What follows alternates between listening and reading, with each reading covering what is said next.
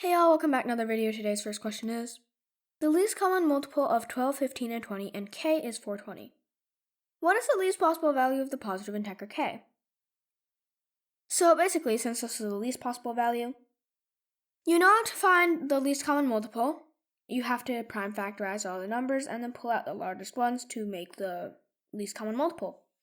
So basically, why I'm saying this is that we can find the LCM of 12, 15, and 20, and just add on, like, say k has like a number, and then those four multiplied together would equal, or how many there are, would equal 420. And then we can solve for 12, 15, and 20's LCM, and then we can divide that out of 420 to find something that comes from k. So basically what I'm saying is, if we LCM this is 2 to the power of 2 and 3, 3 and 5, 2 to the power of 2 and 5.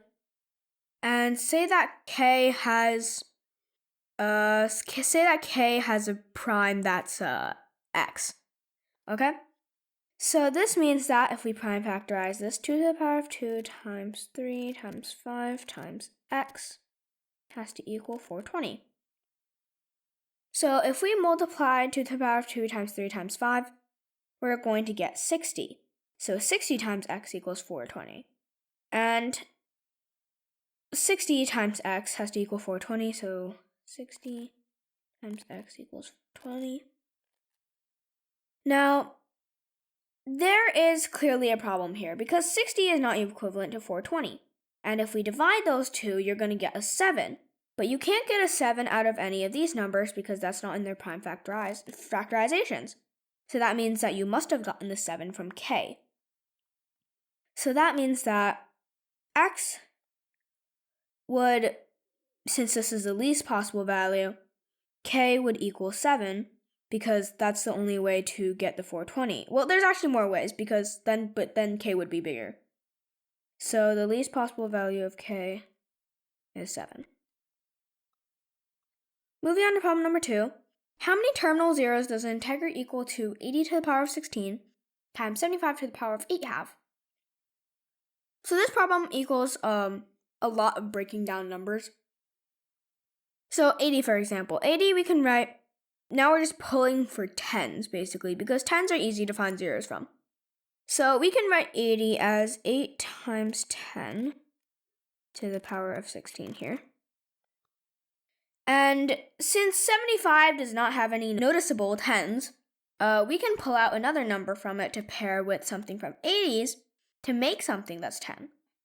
But I'll get to that after we get this 80 done.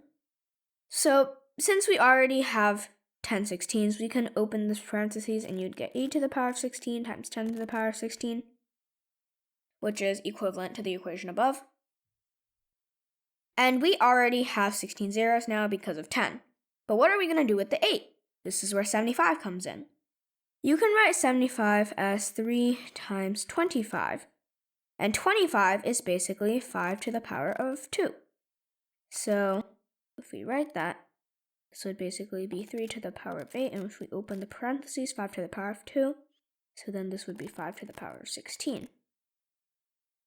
And if we're looking at this now here, we see 8. 8 is 2 to the power of 3. And so basically this would be 2 to the power of 3 and 16. So this would be 2 to the power of 48 times 10 to the power of 16. Note, all of these are equivalent, so it's not deriving from the original equation. So this means that now we have a 5 and we have a 2. So now we can make even more 10s. In science, we call these limiting factors, okay? So since we only have 16 5s, we can only make 16 10s out of our supplies of 2s and 5s. So then the remaining would be 2 to the power of 32. Now it is not the equivalent as the 3 equations above it, but we're moving this down. So that's why I didn't add an equal sign. Let me just do that. So not equivalent anymore though.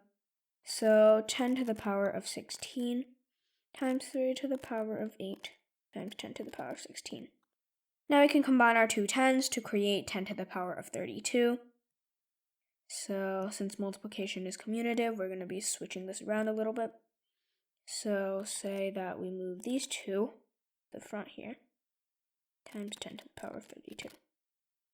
So we can't really do anything else with the 2's and the 3's here, but we now know that we have 32 zeros because of the 10's.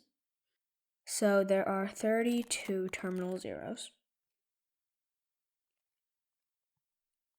So yeah, that's the end of this video. I hope you guys enjoyed it, and I hope you guys learned something new. And I'll see you guys on the next one. Bye!